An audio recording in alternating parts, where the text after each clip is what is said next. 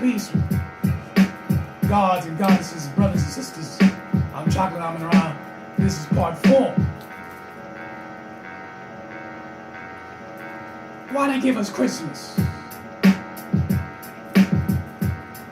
Listen here. I want to jump right into this here. I don't want to waste no time.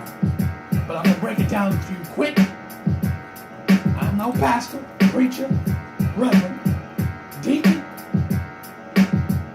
Not a mathematician, not a scientist, not a scholar, not an archaeologist, not astronomy. I don't study these things to a point, but I am the messenger, and I'm here to deliver. Because see, in my opinion, I got the background of the Jehovah's Witness, going to church as a Christian, and I know for a fact they don't teach you none of the things that I've been putting up. That's a fact, because they ain't teaching nothing about your heritage. They're not teaching you anything about your culture. They're telling you walk by faith and not by sight. 2 Corinthians chapter 5 verses 7. Look it up. You can become a new creation. 2 Corinthians chapter 5 verses 17. Look it up.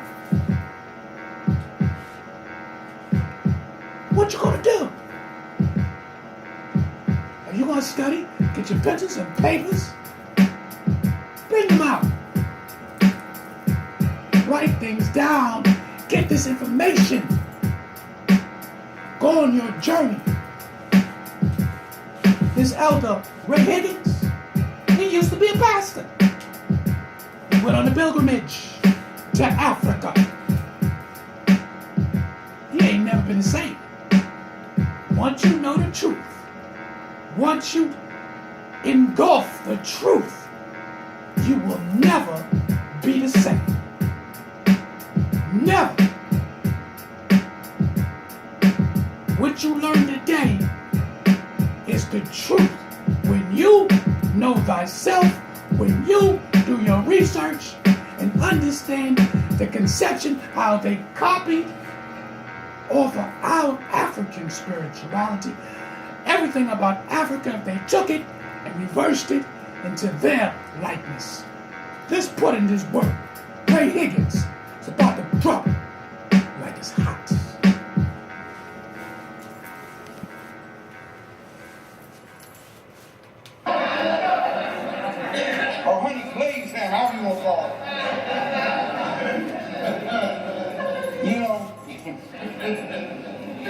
And as typical with ceremonious events, they also did something else that let them know it was the festival of Saturnalia. It was called candle burning. Ride down the street and see the candles in the window. Why do people put candles in their window? They don't know. Have no idea. It's part of the Christmas decorations in the stores. I'm buying these candles, I'm putting them in my window, not even realizing where this comes from. In general, the whole purpose of the Festival of Saturnalia was for everybody to have a good time. It was the greatest holiday of the Roman year. So when people say Merry Christmas, like I say, brothers and sisters, they're really perpetuating this pagan celebration. They just don't know that they are. The word Christmas derives, as I told you, from Christus Masis, the Roman Church's standard ritual celebration. Well, do you believe that Christmas is in the Bible? I'm telling y'all now, I'm telling y'all listening to me on television and watching me now. You believe it's in the Bible? Where? You might be surprised to discover that there's absolutely not one mention of Christmas anywhere in the Christian scriptures. There is no call to observe Christmas in the scriptures. There's not one example in the Bible of the observance of Christmas. In fact, let me share with you what the Roman Catholic Church said.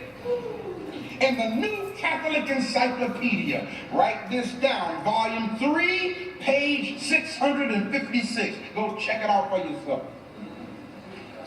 The New Catholic Encyclopedia says these words, and I quote, "Inexplicable though it seems, the date of the Messiah's birth is not known.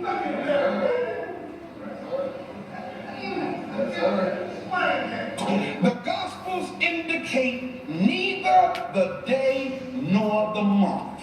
End of quote. The people who gave us this lie, see, that's what I'm trying to tell you. The people who gave us the lie know it's a lie. Yeah. But Woo!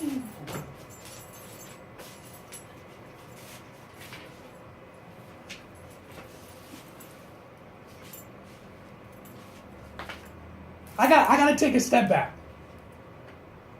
I gotta take a step back. Those who's watching this video right now, I really hope that you absolutely heard what Brother Ray Higgins just stated. But I've been telling people for the longest, since I reconstruct my mind, that none of these things is in the Bible. You believe in Christmas, but you can't find one scripture, anything indicating that Christmas is real. It's not in the Bible. You go to church and you flip your pages. These pastors, they injecting whatever information they choose to entwine with whatever scriptures they choose to make it look like or hear that Christmas is alive. It's alive through your imagination.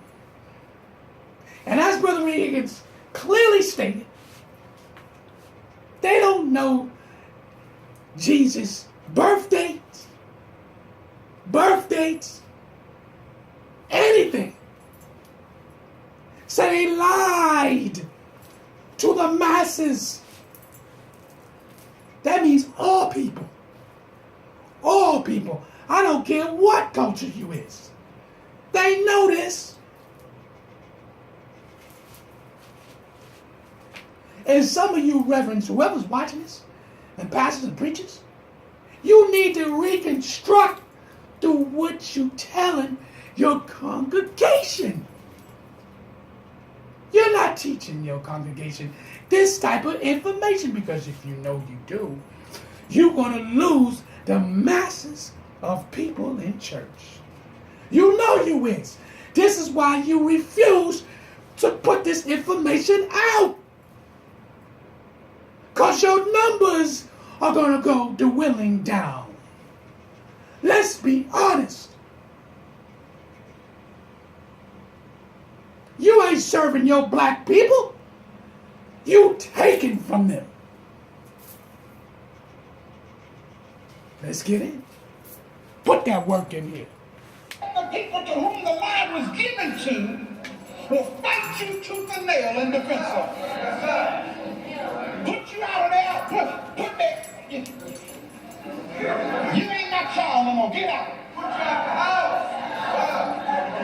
Leave my home. Leave here. Satan, the Lord rebuke you. The blood of Jesus is against you.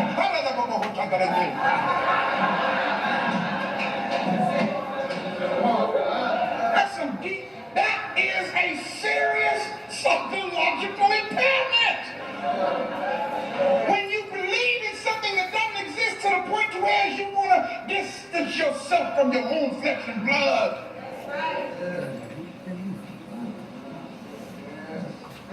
In case you didn't know it, brothers and sisters, Christmas was banned in England in 1645. They vowed to rid the country of corruption, and to do this, they stopped Christmas.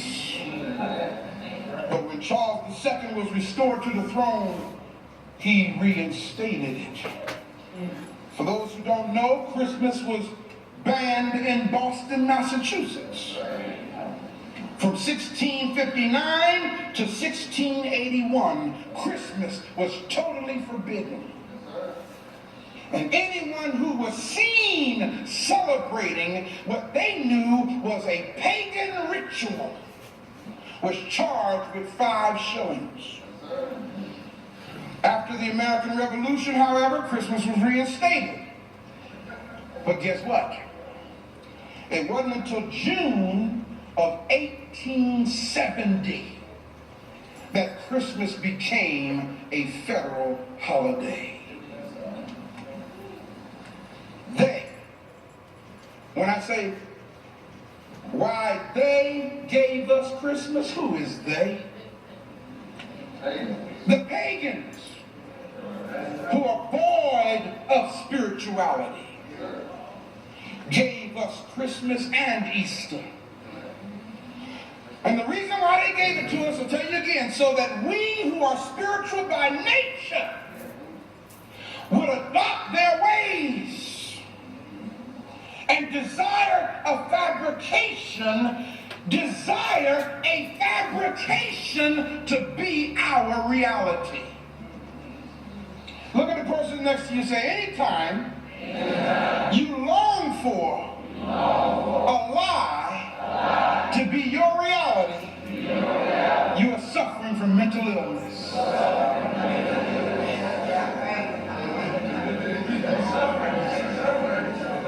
And I'm glad you said that, Shirley. Shirley said, you crazy.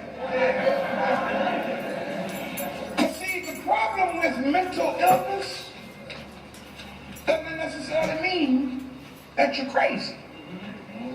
Follow how this goes. Follow what I'm saying. And in fact, it's like the man who he had a flat tire in front of an insane asylum. So the man got out to change his tire. Car broke down right in front of an insane asylum. So he got out to change his tire, right? And you know how when you take the lugs off the wheel, you put them in your hubcap? You know? So when the man took his tire, the flat tire, off the rim, and was getting ready to put the inflated spare back on the wheel, his foot kicked the hubcap. And the lugs went down into the storm drain. So the man is standing there saying, man, what am I going to do? What am I going to do? Oh, man.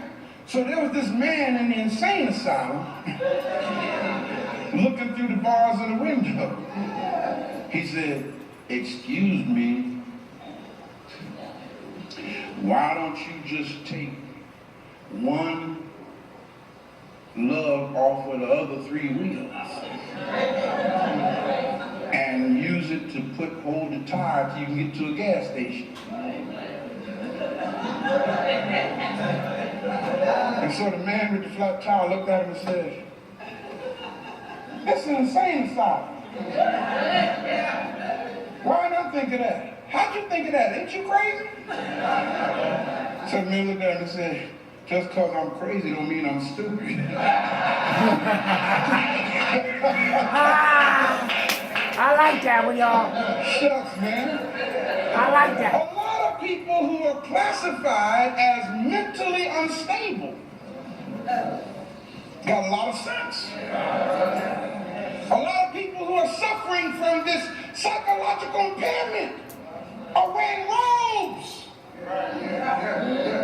Standing in the position I'm standing in now as a teacher.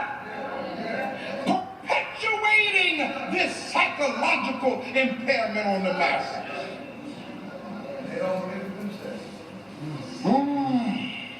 Brothers and sisters, as I close, I plead with you, and I plead with you today with a certain sense of excitement, because I'm beginning to see more and more the resurrecting of minds that have suffered from psychological impairment. I see people being healed because they're beginning to use their African minds and experiencing freedom, or they're freeing the dome. Yes. So my closing plea to you is, let us forsake these anti-spiritual practices. Let us forsake these anti-African practices. Let us forsake these unholy pagan practices. Please, let us forsake these Euro-Gentile practices and redeem our African selves. Please, let's do that. In the name of God, in the name of our ancestors, and for the sake of our children. Parents, don't let the children dictate to you what you should be doing. Oh, mommy, can I have a tree? Everybody else got one. Mommy, can we do this? Can I get a Halloween costume? Can I go Easter egg hunting? See, y'all, we live in a different society now. I'm hearing too many parents ask the children, what do you want to do? I ain't know nothing about that when I was growing up. I don't ever remember Eileen Gilmore asking me, what do you want to do? She ain't never asked me no stuff like that. Even after I became well in my teens, she didn't ask me no stuff like that. Now children who are not prepared to even make wise decisions are being offered choices by parents because you want to be a friend more than you want to be a parent.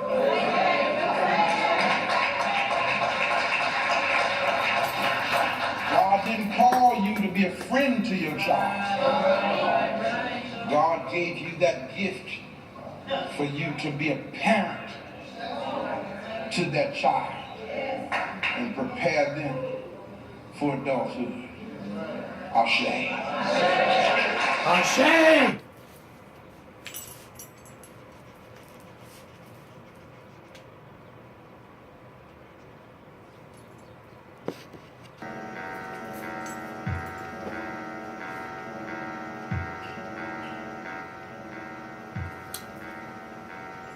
I'm gonna give my last opinions.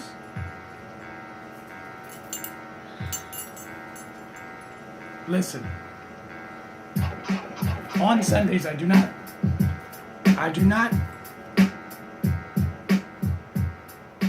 put in this work because I'm trying to convert you over to study African spirituality system that you can choose for yourself.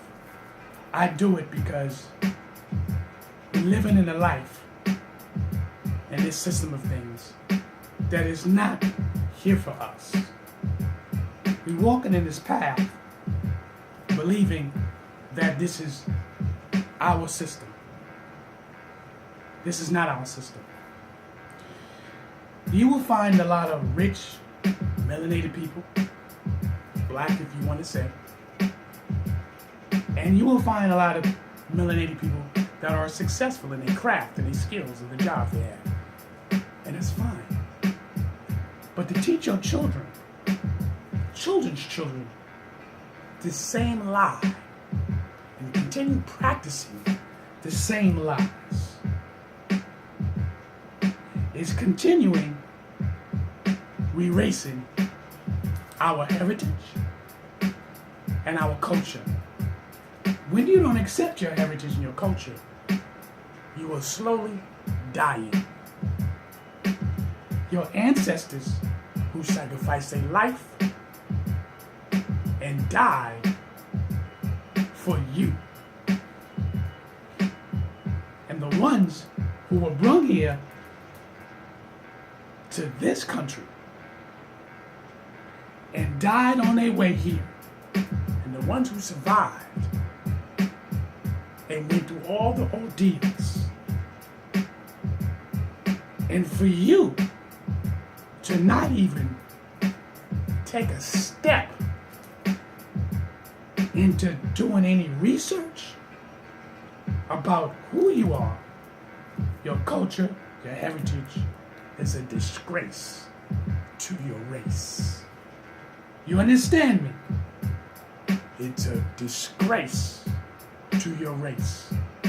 Because everybody else know who they are. Do you know who you are? You could be Native Indian, here from South and North American. You can be African descent. When you hear somebody say, I'm not African, don't get upset. Because Native Americans or Native Indians that was already here on this continent long before the colonials came here, the pirates, all these people came here to this land. The colonies, rather, excuse me. And then they made land, basically, they just, they created a land to live in, but they were colonies. Do your research. Religion, all these pagan holidays, they're not your African traditions. They're not.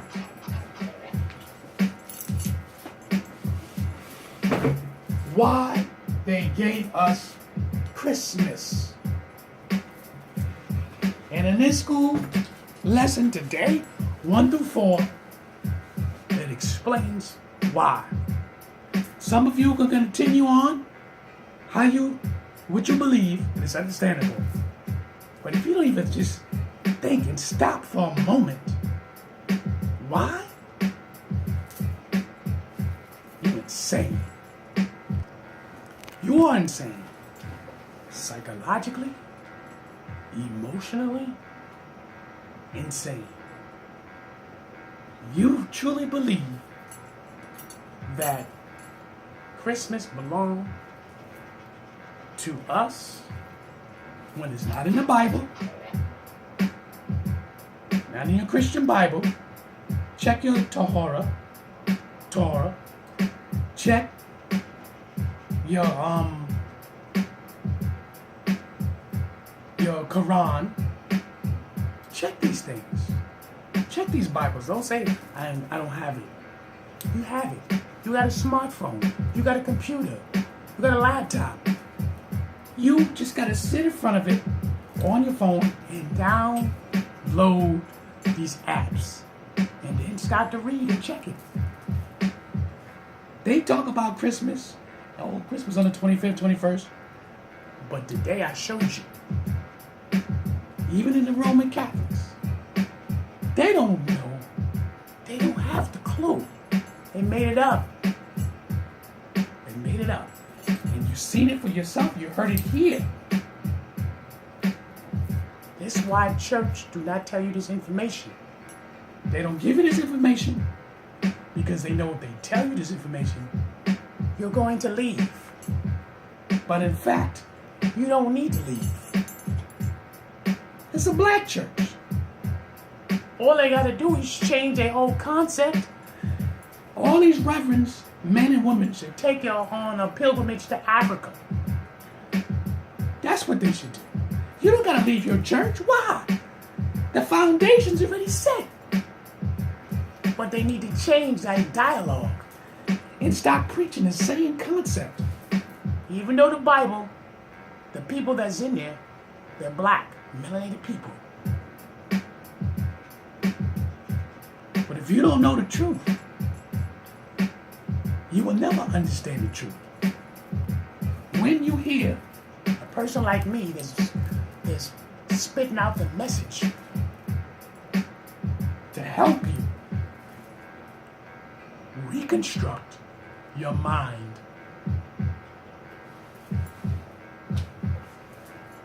I hope you have a wonderful day. Chocolate Amun Ra. And I'll say this before I leave. Those who's going to change their name, try to change it legally. Legally. Birth certificate, driver's license, social security card. You want to change your name legally. Of course it ain't easy. But then when they ever pull you over, if you have to go to the doctors, like Muhammad Ali, use it for example. On his driver's license, it says Muhammad Ali. On his birth certificate, that's what it says. Understand that. You want to really feel yourself? I'm going to work on it. That's why I don't call myself Chocolate Amun Ra all the time. I only do it on here. But if you see on my Facebook page, it says Denzel Snotty. Then it says I am Chocolate Amun Ra. It's because I understand the faculties that it's not legal. Spiritually, it's legal. But you live in society and you know how this works. So listen. Let's reverse how we're thinking. Let's stop celebrating these holidays. They don't belong to us. And financially, you're giving your money away. And stop letting your children tell you what to do. You the parent. Peace.